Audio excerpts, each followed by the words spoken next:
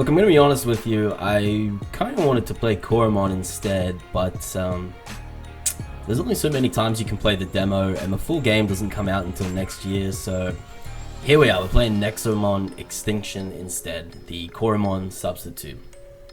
Probably doesn't take too much figuring out that a game with the mon suffix is a monster capture role-playing game. The game boasts over 300 monsters and critters to catch and raise and evolve, and it tries to break the mold a little bit in their gameplay, featuring an open world style instead of sort of linear gameplay. The game tries to focus on like stories and side quests within. It's available right now on Steam, PS4, Xbox One, Nintendo Switch. But since I played through its key competitors whilst using the Switch, this review is going to be based on that version of the game also. Nexomon Extinction is currently $30 AUD on the Nintendo eStore, and the game plays pretty well on the console, even in handheld mode. I didn't really notice any dramatic frame drops, nor were there really any other performance issues like tearing, painful textures, in comparison to the other versions of the game, so don't really worry about getting a watered down version if you want to play the game on the go on a handheld Switch. Now that you have all the context and exposition about the game that you need, or are likely to get from me, let's talk about the game, what it tries to do, and whether it will set itself apart from other games in the genre, what it has in common, and whether either of those are well done. We're going to start with the story. I will say that Nexomon Extinction puts infinitely more effort into telling a story than any mainline Pokemon game in the history of the series. It's not terribly original, you know, there's a calamity, there are otherworldly big bad guys, you're the chosen one to form a team to destroy all the big bad guys, save the universe like only a protagonist can. You know, there's not a lot of originality there, but there's plenty of effort, and I appreciate that effort. Pokemon know that despite their target audience growing up and getting older, they don't really have to ship their games with a compelling story or really put any effort into telling a story that's just not garbage. It's just something they like to tack on to get your quests to all the badges and become the league champion. From Generation 3 onward, it's pretty much just always been about the end of the world if you don't stop the bad guys. I know I'm oversimplifying, but you get where I'm going. That's why I say Nexomon Extinction isn't terribly original, because their story revolves around generally the same elements. The key difference is effort. Nexomon wants to tell a good story. It's not just there to give you context to traveling around their continent collecting monsters along the way. It's there because the team crafted a specific story they wanted to tell, and then they have. It's good. It's not original, but it's good. Another key difference is the volume of story, and effectiveness of Nexomon Extinction's storytelling in comparison to Pokemon. Whereas Pokemon might sprinkle the story in every now and then, tripped by flags by a very linear game progression, this is something that Nexomon strays from, and this is a good thing. The story provides context to your every activity from the beginning of the game, and this is something that I found pretty gripping. I'll try not to spoil it too much, but the game's first few hours include a meteor-like dragon exploding into an orphanage, and you discovering an underground lair that features legendary warrior. You know, it might sound like a lot or a bit over the top, but the point is that the story is compelling from the get-go, from the very beginning. You're probably going to guess what happens along the way if you've played any other game ever, but the point is that it's going to be exciting regardless. So in this regard, Nexomon has infinitely better storytelling in terms of volume and effectiveness than any Pokemon game there is. But there is one key problem with this. The competition that we've based our comparison on has never really set the bar very high. Why is that a bad thing for Nexomon? Well, it's not directly, but the problem actually is that their other key competitor is Digimon. There's not just Pokemon to contend with. Digimon Story Hacker's Memory has one of the most beautiful and touching stories that I've ever experienced in a video game. Full stop. And that's the pitfall of Nexomon Story. If you're going to play a monster capture RPG and you want to experience the best story possible, it won't be this game. You should play Hacker's Memory instead if that's the experience that you want. All the praise that I gave Nexomon Story is absolutely still valid, it's just not the best one there is, it's not the best example. And considering that the main competitor in this regard is available on all the same platforms, well, I mean, if you want a story-driven experience, there really is no reason to choose Nexomon over Hacker's Memory if you haven't already played it. Again, I think the story and direction of Nexomon's overall narrative deserves praise for its effort, if not its ability to make me care about the individual characters and plot lines, to the degree that I expect from this genre after playing Hacker's Memory. So that's the story anyway. And then next up, we're going to go over the critters, the characters, the creatures themselves, the mons, the Nexomon.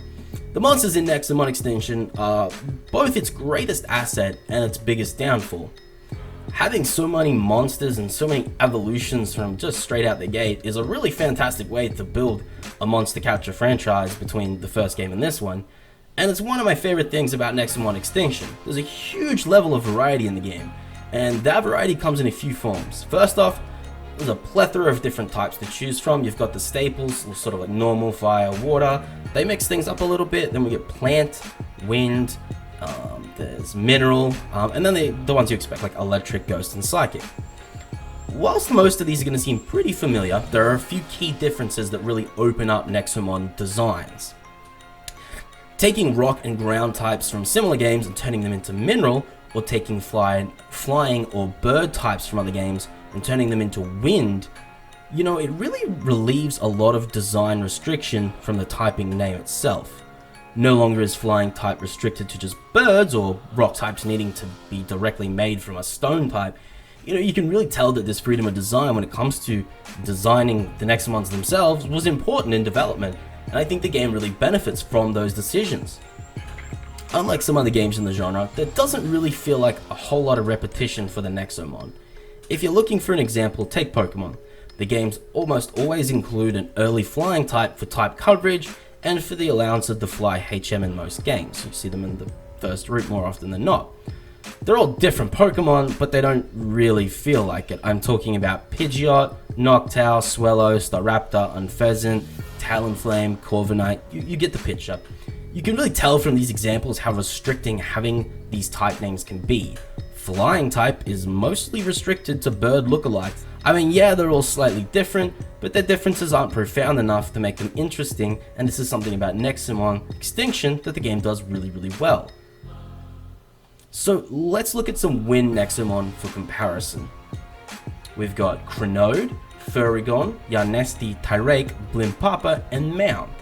Just from these examples, you can really see how much more variety there is within the same typing group in Nexomon Extinction than there is in its key competitor in Pokemon. This is something I really enjoyed about the game. I'm a planner. I love to plan out my group of 6 monsters for these type of games ahead of time and work towards them as I play through the game. That's the satisfaction for me. This experience is infinitely more enjoyable with the vast level of variety in Nexomon designs, even within the same typing group. Now, I know I mentioned that the designs of characters for Nexomon are both its greatest and weakest point, and you might be a bit surprised considering what I've just said about its design philosophy. But don't get me wrong, they're great, but the key problem is that those designs across the board really they reek of too many designers trying to go in too many different directions. I don't know how many people contribute to the designs of Nexomon's bestiary, but alas, they have some really strong contrasts that make them seem too far and away from one another to be from the same franchise, let alone the same game. Unfortunately for Nexomon, this is something that its key competitors in Pokemon and Digimon have always done exceptionally well, and I'm going to give you a few examples. Charmander into Charizard, and Gibble into Garchomp. You can see from the Charmander into Charizard line and the Gibble into Garchomp line that whilst these two Pokemon are entirely separate generations, and they share no similarities in terms of family or typing, they're clearly from the same franchise, and it's easy to recognize from their shared art style that they're from the same video game. The same can be said of the Digimon franchise. Take Agumon into Metal Greymon, or Vmon into Aero Vidramon. Much like the Pokemon example, it's really easy to tell with these two examples that despite the Agumon into Metal Greymon and Vmon into Aero Vidramon lines coming from different generations, have nothing to do with each other, family or evolution-wise. They're easily recognizable that they're from the same franchise and from the same video game. And this is where the designs for Nexomon fall short. I mean, sure, the diversity is great, it makes team building fun, but such are the many different art directions that the monsters follow that they really can feel disconnected from one another. And that's something that contributes to pulling the player, or myself in this instance, from an immersive experience. And I'm going to give you an example from Nexomon as well. I'm going to go with Loving You into Lovey-Dovey and Nekpanchi into Fellclaw. You can see here that whilst these two evolution lines might look great individually, they're pretty consistent in terms of level, detail, and art style. It really does take... It makes me think that several different people wanted to take the directions for the art of Nexomon in a few different directions, and it doesn't meld well together. It's good for diversity. I mean, there's cool Nexomon, there's edgy looking ones, there's cute, adorable ones, there's funny looking ones with punny names. And like I said, it makes team building really interesting. It's just quite jarring to have these Nexomon all lined up and having them look like they're from different games in your party. That's something that I'm going to outline as a key flaw. There's no real synergy across the Nexomon designs. And I don't think that that's really something that you can fix by just adding more monsters, but from starting from scratch with the next game. So that's my assessment of the Mons part of Nexomon. Next is features. This is a part of the review where I have nothing but praise for Nexomon Extinction. It's like Vivo Interactive Inc. had a look at all the big names in the genre, took down a list of every feature that those games should have, every quality of life improvement that those games need, every just little thing that fans of the genre have wanted for decades, I'm serious, decades, and have decided to make a game that just sort of fixes all that. Every part of the game's user interface is sleek and smooth. Honestly, it looks like it was designed by Steve Jobs from heaven. It all flows extremely well visually, super easy to navigate, and even if you have like no familiarity with the series whatsoever, it doesn't take long for you to become extremely familiar and get where you want to go menu-wise. Managing your team is super easy. All the information you could ever want or need is there at a glance. Managing their held items or cores, I think they're called. Managing your inventory, sorting through settings, customize your character on the fly.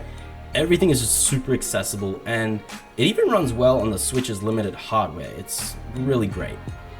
But that's just the start. The real reason that Nexomon Extinction deserves so much praise is their custom mode. This is where you can make the game exactly how you want to and find some real depth and longevity in the experience. The custom mode options are many and numerous. I'm not going to go through all of them, but I'm going to highlight or bring specific attention to a few of these features and their importance in the genre. The first of which is the ability to increase the game's difficulty. This is something that I know Pokemon fans have been begging the Pokemon Company to include in their games for basically forever. Pokemon Black 2 and White 2 had a challenge mode, then the idea was just abandoned. Nothing beforehand and nothing since. Multiple difficulties are absolutely necessary with such a huge variance and diversity in target audience ages. And Nexomon Extinction has it. The second is that you can enable permadeath for your Nexomon. Effectively, you're given the terms to create your own Nuzlocke challenge with the game's settings. This is just another great example of a developer looking at and understanding the desires of their game's community and making their game specifically designed to answer that community's frustrations, and it is fantastic, and they deserve all the kudos in the world. The third and final point that I'd like to bring specific attention to is the ability to basically randomize every feature of the game. If you're playing through and you're loving the experience but you're bummed because it's coming towards an end, fear not. With all these randomization options, the game gains an incredible amount of replayability. Not just through taking on a different team through the story, but really changing all the aspects of the experience to give yourself something fresh each time. It extends the playtime of a regular monster catcher game by just a ridiculous amount, and it's in there defaultly. You don't have to mod the game or anything like that, it's just something they've included because they know that's a great idea. In closing, look, that just about wraps things up for our review of Nexomon Extinction and how it stacks up really against its key competitors in the genre. Overall, I would say that Nexomon Extinction is strictly better than Pokemon Sword and Shield, and by a long way. But it does feel a little short in comparison to Digimon Story Hacker's Memory, so take that how you will. How will it stack up when Koromon comes out early next year? Well, I mean, we're gonna have to wait and see, but best believe I'll be comparing the two extensively like I have today.